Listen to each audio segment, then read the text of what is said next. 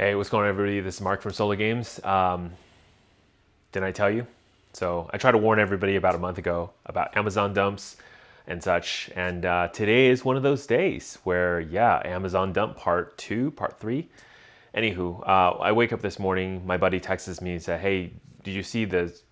Amazon's apparently discounting a bunch of products. Um, are you looking to buy something?" I first thought, isn't Amazon discounting magic products every day? I mean, there's deals every day on something, right? So it wasn't really that surprising to me until, of course, I logged in and I started seeing that not one, not two, not three, but 4, 5, 6 product lines were on discount.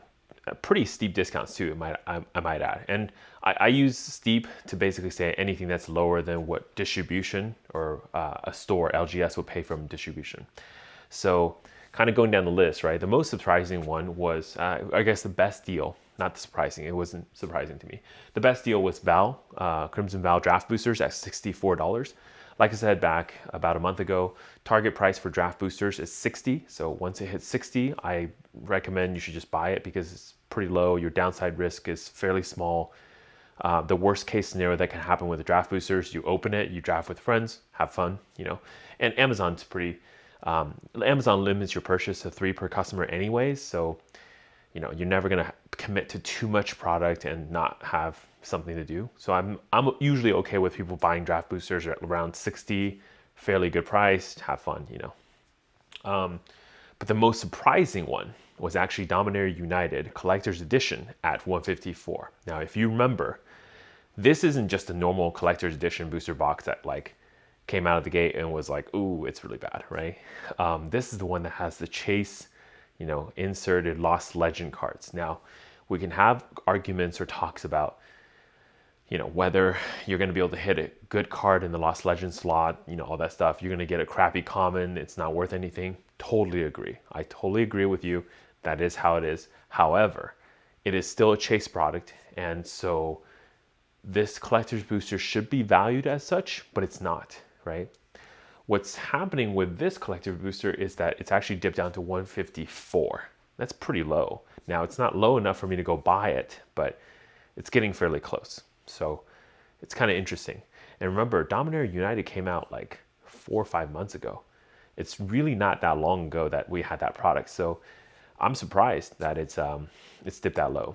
Now, other fun things that you should probably just look into is Jumpstart. So I think the price now is around 87. The 83 price sold out pretty quickly, but 83 for Jumpstart is a pretty good price for Jumpstart 1. Fun set, fun mechanic, fun way to play Magic, so highly recommended. 80-ish is a pretty decent price for the product, especially the value is also there in Jumpstart, so you're not really looking to lose anything. But looking at this list overall, right, you can see these are the products that have been traditionally perceived as not so strong products, right? Their value is not there. And because not a lot of the supply was absorbed, well, there's now an oversupply or overabundance of these products probably gathering in somebody's warehouse or somewhere. And this is fairly why, or it's pretty much the reason why these are the ones being discounted, right?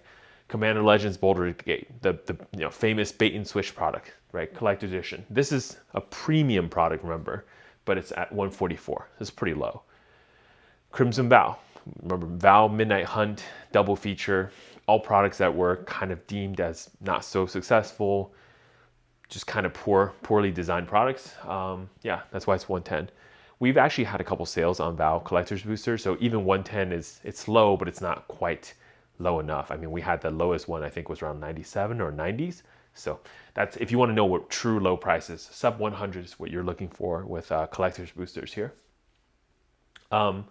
Strixhaven is also on sale. That's an interesting one. So when Strixhaven first came out, there was a lot of chase because, the mystical archives, the extra card there, plus, the whole idea of Strixhaven was a reboot of Ravnica, right, with schools instead of guilds. And different names for different schools. So it was kind of interesting. I think had Strixhaven been very successful, they would have definitely kept on going towards down that path and essentially built a new competing Ravnica, if you will. But of course, Strixhaven just kind of flopped. the cards weren't strong enough, and the identity of the schools were just not as like strong or core to Magic like Ravnica was. However, I will argue that Strixhaven was interesting. It did flip the meta of a lot of what colors could do. So for better or for worse, they were trying something, and I think it'll add a lot of creativity and fun to Magic in long term, right? So like especially for Commander, having those new mechanics and different colors. Streets New Capenna, no surprise, pretty low, 73. Not quite at my trigger price, but again, if you're playing, if you like SNC, then yeah, that's not a bad price. You should go pick up some boxes while it's low, right? But overall, nothing surprising here, other than maybe Dominaria United dropping prices so early, which signals one other thing, which is Brothers War. So I know Brothers War right now, the price is sticking around 210-ish, right? For the collector's booster, and everyone's feeling pretty good about it. Like, hey, it's gonna hold. Now, I still maintain my original idea that Brothers War collector's boosters, the price is still overpriced. For the same reason that Dominaria United tanked so hard, there will be more Brothers War collector's boosters. And maybe Wizards is playing smart and trickling them through the market for now until new Phyrexia, or Phyrexia All Is One is released. Because I think when that product is released, it will start drying up all the funds that would go into buying Brothers War collector's boosters. So they will try to milk it as long as they can, but it's looking like, you know, that won't last forever. So yeah, so if this product, which also has a chase card, which also probably printed at around the same number as Brothers War collector's edition, again, this is based on the calculation on the serialized cards. If this product is tanking the way it is now, I do not expect Brothers War to hold that above 200 price. I think it will hold for as long as, you know, the next product isn't released. But as you can see, the lineup for next product is very aggressive. So a lot of the money is going to go towards that product, and less money will go towards Brothers War Collector's Edition, which means that they will discount. The second thing I kind of thought about when I'm looking through this list of products that are being discounted is what's not actually being discounted on this list. What I don't see is Kaldheim. So part of my thinking is maybe Kaldheim was kind of a risky set, so Wizards kind of went into it, but really didn't overprint the set. Or maybe it never got a second print run before they went to the next product. Could totally be what happened. I don't see M21 on there either, which is really interesting because personally, I know there's, you know, this whole idea that M21 was the last core set and it was really ended because it was just not that successful. But M21 actually has a couple unique things with it that other core sets have never had. Number one, it's the first core set and probably the last to ever get a collector's edition version of it. The other part of it too is, I mean, it had some really strong reprints. Not saying other core sets didn't have strong reprints, but having reprints like Azusa, Ugin, you know, really drives up that price of that core set. If any of those cards see any major movements, you can see the set will go up. For the third reason is because, you know, I have never seen the M21 core sets discounted. In fact, this is a long time ago, back in 2020. I was actually looking seriously, checking out like different websites all the time to see if M21 collector's edition were ever discounted, because I did want to pick up some long term for, you know, keeping. But they never went down to a price I felt like I really want to put my money into. And of course, the prices kind of started steadily increased over time. So it just went out of my reach of what I want to pay for that product.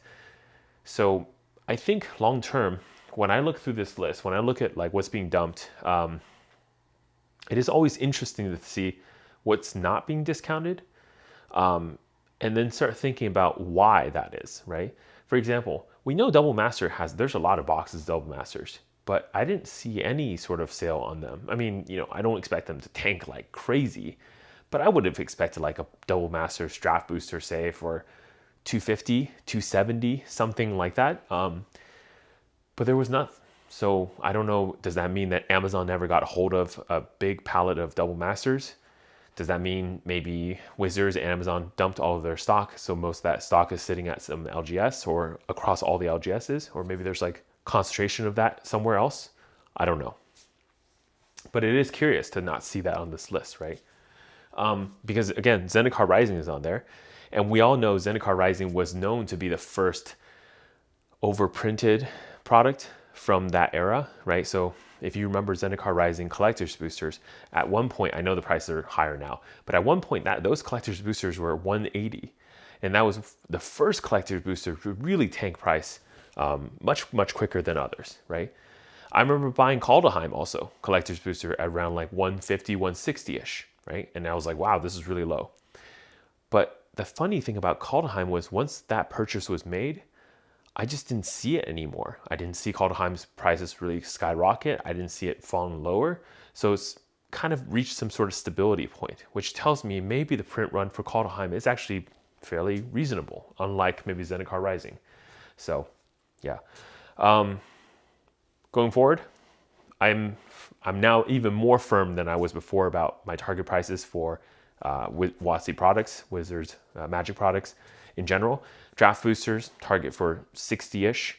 Set boosters, I know this one's a little high for Strixhaven, so I don't even think 93 is truly a deal, but maybe set boosters target around 75 to 80-ish. And then for collector's boosters, pretty much anything sub 100 is going to be fine for purchasing price. Yeah, for at least for now. We'll see, right? Because if they're seriously thinking that their product print runs are fine, well then here's what happens. Your product's going to go to market. Even after a year or a year and a half, you're still going to have to heavily discount them, or in some severe cases 2 years, and you still have to discount them because there's just too much supply. So yeah, you can tell me all you want about how, oh no, we're not overprinting, everything's fine. These numbers speak truth. This tells me enough. I don't need you to go on a call and start like telling me all these like nice little stories about why you are fine and your numbers are true and all that stuff, because I can see what you're doing on the real market, and money speaks louder than anything you could ever tell me. So for everyone else, Amazon will continue dumping products. So don't be, you don't need to do FOMO. Really on this list, there was nothing to buy except maybe Val. So don't worry about it. Just keep waiting. There will be more dumps. And funny thing is, the less we buy on each one of these dumps, the more steep the discounts will be in the future. So think about it from that perspective. If you want a better price on these products, don't buy them. Okay, I'll see you later. Mark, Solar Games, peace.